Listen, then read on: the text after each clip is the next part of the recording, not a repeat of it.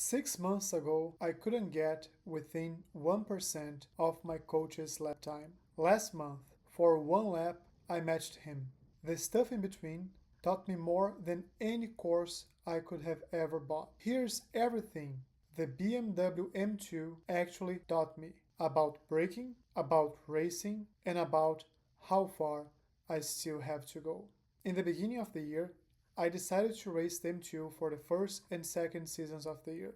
That's because the M2 is the car that has the most to teach beginners. The car is hard to handle, the skills you develop are transferable to other sports cars such as GT4, GT3, GTP, just to mention a few. A car that requires such a finesse in technical skills that any mistake you make easily shows up in your lap time. So everything I've learned with this car, I kind of learned the hard way. And I learned at 3 levels: my hands, my racing, and my mind. Here's every single lesson I've learned. First, let's talk about the technical skills. The first thing I remember learning with this car was about braking and the importance to know the car and the thresholds that the brakes have. So for instance, the M2 has a very low threshold before it engages the ABS. The ABS overheats the tires have less grip, and you lose space. One other thing that I've learned with this car was that there's no single approach to braking. So before, I used to think that every braking zone was as hard as possible on the brakes, then you release as you turn in, and then you go on the gas. And I actually learned that each type of corner has its own unique way to go around it. It can be a brake as hard as possible and then release as you turn in, and then you pick up the gas. It can be you start slowly squeezing the brakes to a max peak pressure and then you hold, or you might immediately start trying braking again, or really anything that makes sense to make sure you're not only slowing down the car as fast as possible, but also in the most efficient way. And once I learned a braking behavior for one corner, the next tracks that would drive the car, I would try to think everything I've learned so far. How can I approach each single corner of this track? And eventually, I would learn new behaviors until I got to the point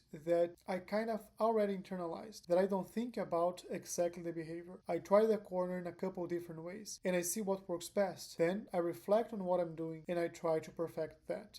Talking about braking efficiency, one of the things that I've learned is that the percentage that you brake in a corner really matters. So when I used to watch videos of reference laps that will say, oh, brake about 60%, I'll just brake hard. Or like brake about 30%, I'll brake light. And I would never have the same results. And I didn't quite understand that it was because I was braking the wrong percentage. So as I said before, the braking efficiency is key. You want to make sure you are slowing down your car as fast as you can, but also in the most efficient way. And sometimes because of the camber of the corner, how bumpy it is, even the trajectory you have to go around the corner, smashing the brakes and just slowing the car as fast as possible sometimes is not the most efficient way. And each percentage point counts. Also things like the usage of the second gear in the M2, that if you overuse it, you're going to snap the rear and it's going to be hard to control the car and you end up losing time. Or understanding fast, medium, and slow corners, open versus closed hairpins, how much or how little this car really tolerates aggression on the curbs and sausages. Which also leads me to the next point, which is the throttle. One other technical skill that I acquired and improved during this time is the throttle control, and the throttle as a tool, but also as a diagnostic. The throttle can either induce oversteer and help you with the rotation, or just kill the rotation. It depends on how you approach the throttle. If as you are turning in, you go slowly on the throttle, it's going to slowly kill the rotation of the car. But also if you're going around the corner and you squeeze, let's say to 70%, that's going to give you some extra rotation. But also it tells you when you are understeering. So one behavior that I used to have was hit an early apex, and then I was trying to go as early as possible on the gas, but then it would take me a long time to get to 100% of the throttle. And that was because as I was stepping on the gas, the car would start losing rotation and it would start pointing to the wrong direction. So if I went to 100%, the car would go off track. So I had a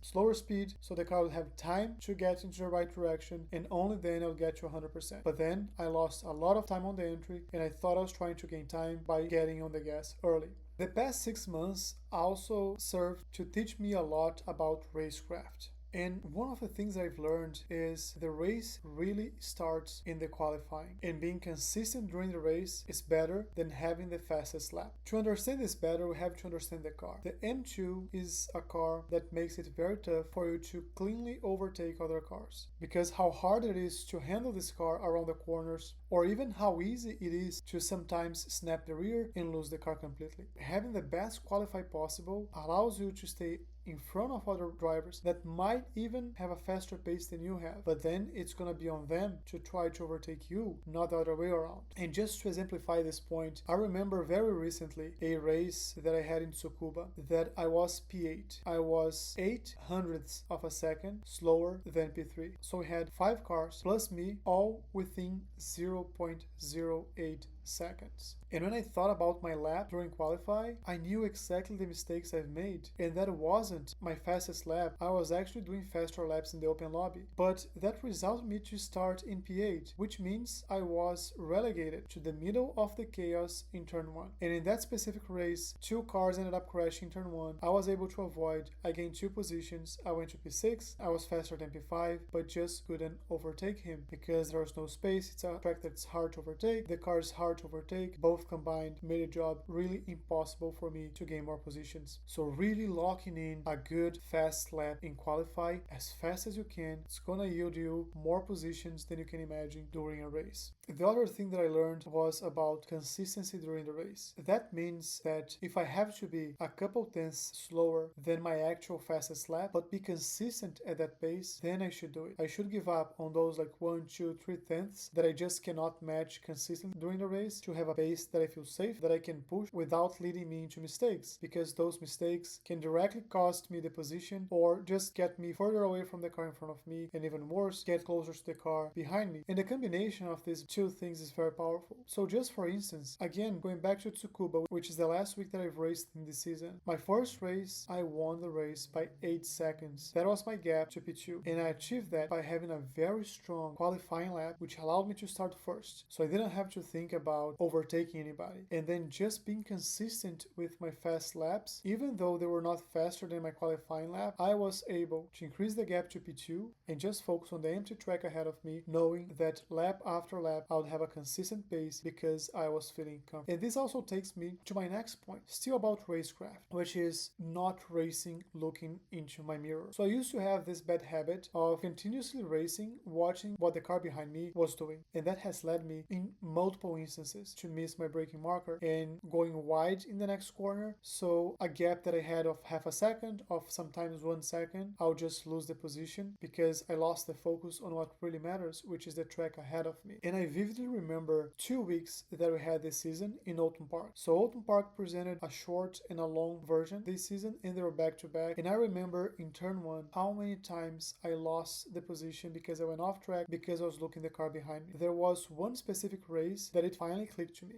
In that race, I was P1, and I was consistently keeping about a second to the car behind, but I just didn't take my eyes off the mirror. So as we left the last corner and we're going to open up a new lap, I was watching to see if he did well the last corner or not, if the gap was increasing or not, if there was any possibility he could attack me. And then when I realized I was super late to my braking point, so I smashed the brakes, I tried to go around the corner, I had a huge off track, I went super wide, I brought back the car. Once I brought it back, I was already sitting in P2. I was very close for the remainder of the race to his rear bumper, but I never had a chance to overtake him, and he made absolutely no mistakes. That race, it finally clicked to me. There is no reason for me to be watching my mirrors. What I started doing instead is I look at the time gap that I have between me and the car behind, and if it's above a certain threshold, I just ignore it. Even if they try to go on a dive, they are so far that I'll still be able to go around the corner with my regular racing line and nothing will happen to me. But if they are within a certain threshold, then I will defend no matter what they are doing. And this also brings me to my next point, which is controlling the corner, controlling the race, which is another lesson I've learned the hard way, Summit Point. So back to Summit Point, I had a very strong pace. I was able to start P1, P2 multiple times, but every single race I would lose multiple positions in the first corner. That was happening because in one of my previous races, I saw an alien starting in P1 and he was just completely sober and he would just stick to his racing line no matter what was happening behind him. And I was thinking, if he's that good and just ignores what people do on the first corner, I should probably ignore as well and trust that my racing line is going to be faster than those crazy people going on the inside. However, when you start a race, everybody's super close together. Even silly moves are going to cost you positions, and sometimes they just end your race in a crash. And I remember talking to my coach about what was happening and how frustrated I was, and he told me one thing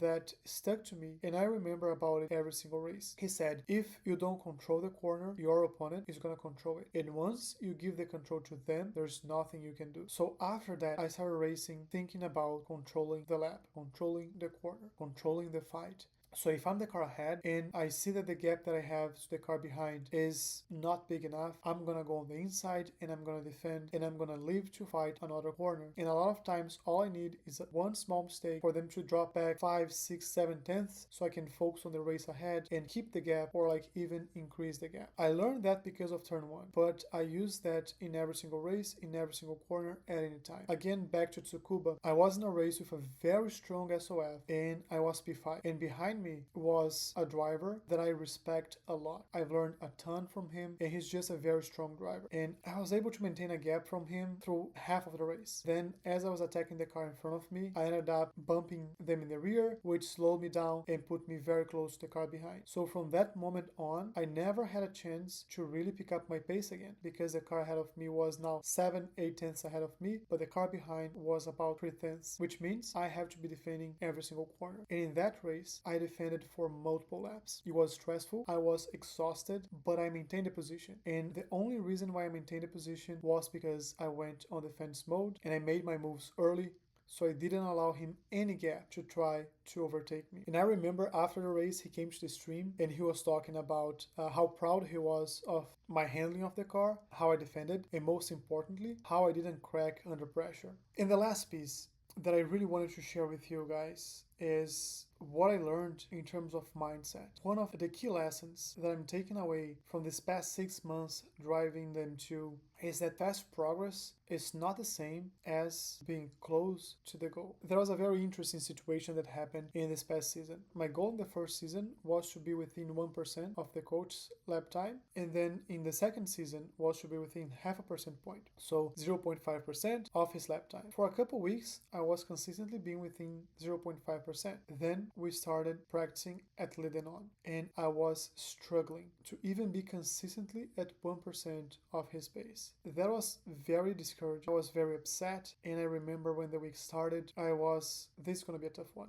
I'm just gonna try to minimize the damage, but I'm gonna race. I'm gonna go in there and I'm gonna learn my lesson. Surprisingly enough, I had a great week, even though I was very off pace from him. In different track conditions, racing other people that were not him, I was very competitive. And I remember fighting for P1 multiple times. I remember having great races, finishing the podium probably like 80% of the races, and that was very reassuring. And even more, as we started practicing to the next week, which was Navarra, I was able to finally match his pace. And I was super proud of myself. A week before, I was afraid of not being good enough. I was asking myself what happened to me. This week I just cannot get close to his pace. In the following week, I finally matched his pace for the very first time. So I started the week very calm. I was super happy and I was ready to race with the aliens head to head. And the first race came and I could barely post a P5 lap time in a week SOF. And that was tough. That was emotionally tough. And next day I went back and I thought, maybe yesterday was just a bad day. And Tuesday was also very tough. I remember on Wednesday getting to my rig a few hours before racing just to try to find some time and improve my pace. And I did find some time, but I was never able to replicate it, neither in qualify or in the race. So that week I questioned myself a lot. That was the only week, I think, of this season that I lost iRating. And I remember talking to him during our coaching session, what was happening, how I was feeling, and he gave me a different perspective. He told me that whenever he did that fast lap, he was also struggling with the track. So by no means the time that I was chasing the week before was to be considered an alien time. Rather, I should be looking at the behaviors and the lessons that I had to learn from that, how I was approaching the corners, how he was approaching the corners, and use that as a forum for us to discuss my progress, my gaps, and how I can become a better driver. And funny enough, that weekend there was a Formula 1 race and Charles Leclerc was struggling a lot with his car. And I was thinking, even a Formula 1 driver struggles with pace sometimes. So I'm still in the beginning of my journey. I'm also gonna struggle. I should not beat myself too hard, but also I should not become overconfident. And the overconfidence came from the fact that in the very beginning of the year, I was around 1.7K. That's when I started my road to 4K. 4K was a completely aspirational number. I thought it's virtually impossible for me this year to get to 4K. When I talked to my coach, I told him like, hey, my goal is to double, so I want to be around 3.5K. My stretch goal is 4K. And he told me, oh, that's easy. We're going to get there like super fast. And I was like, yeah, sure. It's gonna be super fast. And it's been fast. He was right. But the part that I didn't think about is I am improving a lot. I'm getting closer and closer to my goal. By 2029, I wanna be in the group of the very best sim racers. I wanna be racing very competitive races in real life as well. But that's 2029. I feel that at this point, I've learned the skills that I need to develop in order to be a better driver, to become the driver I want to become. But learning about them and what they look like and why I have to do them the way I have to do them doesn't mean that I already master those skills. And the process of mastering those skills is going to take time. And I have to commit to the process. I have to commit to practicing and racing. So all in all, fast progress means I'm getting closer. Closer is not close. Even Verstappen wasn't a pro overnight. I have a lot ahead of me. Next season, I'm gonna be racing a different car to learn the next set of skills to continue improving. And if this is a journey you wanna be a part of, this channel is the place that I'm gonna be documenting every single step of the way between where I was at 6 months ago all the way until I reach my goal and even after. And I know I'm gonna get there one lap at a time.